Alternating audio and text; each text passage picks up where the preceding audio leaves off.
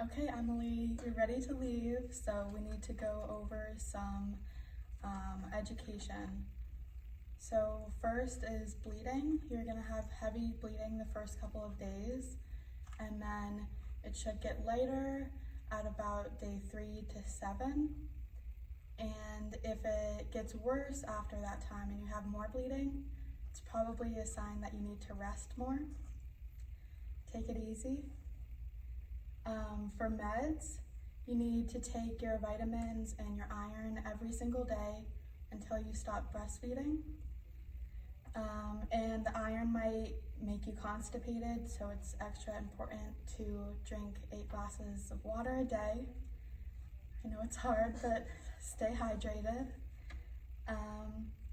And for Tylenol number 3, it might make you drowsy, so don't drive or drink alcohol while you're taking this. So for activity, you need to get as much rest as possible. Try to rest or nap when your baby is sleeping, and don't pick up anything heavy. So anything heavier than your baby, you want to get someone else to take care of. And also no swimming pools until all the bleeding has stopped. Driving, kind of went over this, but don't drive while you take Tylenol number 3. And for a vaginal birth, you can drive after a week. For a cesarean, you can drive after 3 weeks. Cesarean section incision, so you need to your provider will tell you when to stop keeping the incision covered. You can wash it with a mild soap and water. You don't need to scrub, just let the water flow over. Don't soak in bathtubs or hot tubs or go swimming until your provider says it's okay, usually 3 weeks.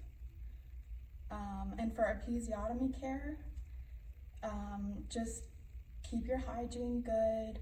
You can use the peri bottle from the hospital if you want to. You can take that with you.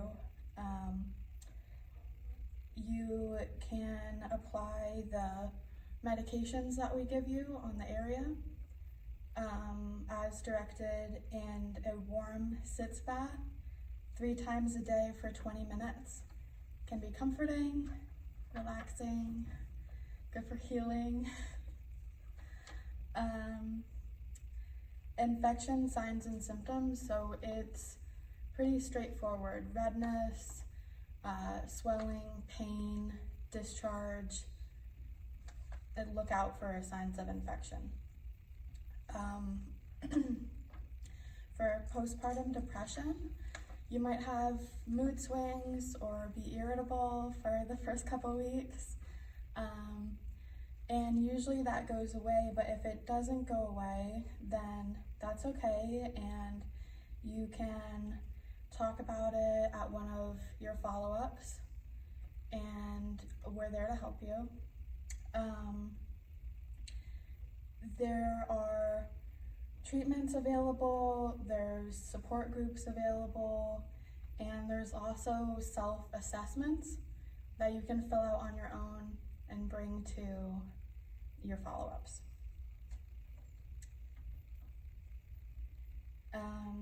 You're going to return to the doctor during the first couple weeks, and if you had high blood pressure during pregnancy, which let's just say you did, then you'll return 3 to 10 days after you leave here. And checkups will continue every few weeks until the last checkup around 12 weeks. And so lastly is when to get immediate medical attention. So when to either call your provider or go to the emergency room is a fever over 100.4, painful urination, heavy bright red bleeding that saturates more than 2 pads in 1 hour. So it's a good idea to count how often you're using a pad. If you have redness or severe pain in the breast area, call your provider or go to the emergency room.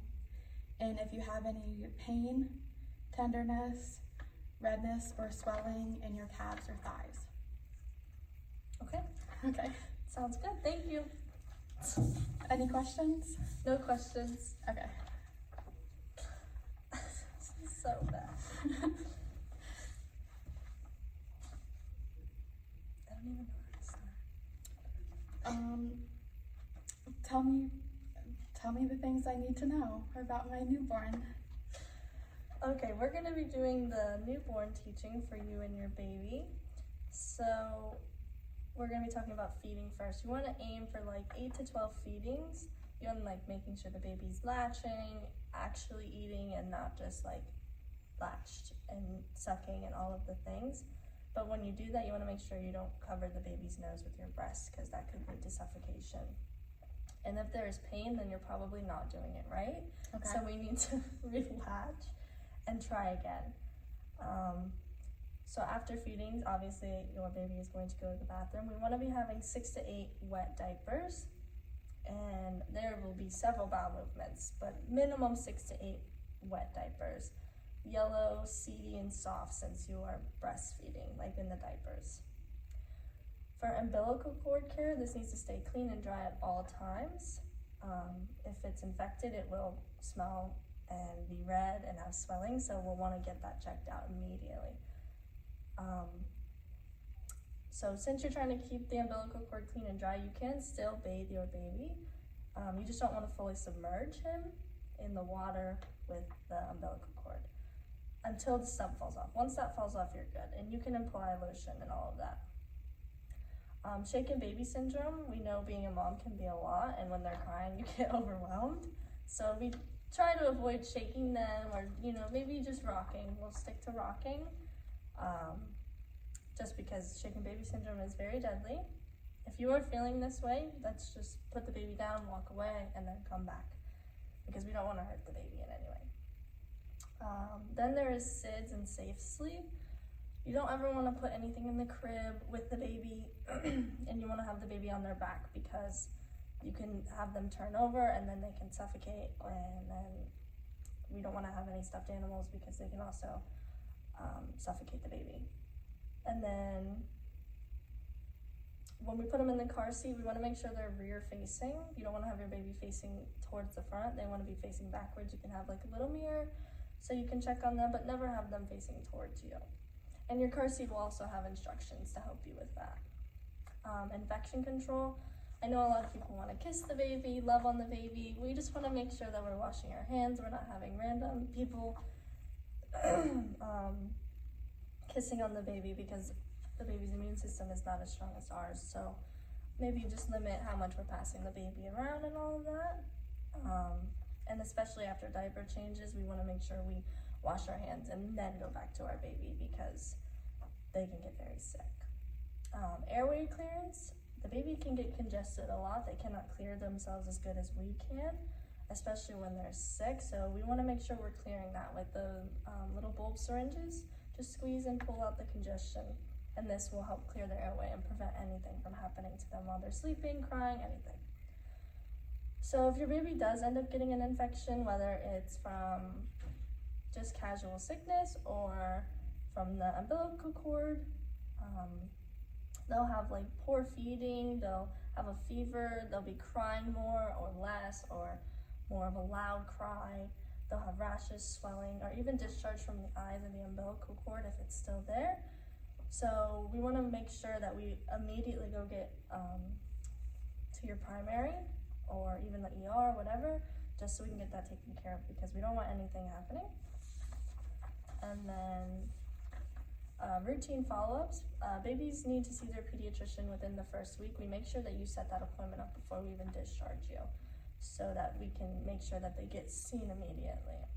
And then after you do that first appointment, you need to set up a 2-month appointment, which will be for vaccines and just routine checkups, making sure baby's gaining weight, getting where they need to be. And it's really important that we go to these appointments so that we can have all of our vaccines. Any questions? I think you covered everything. Alrighty.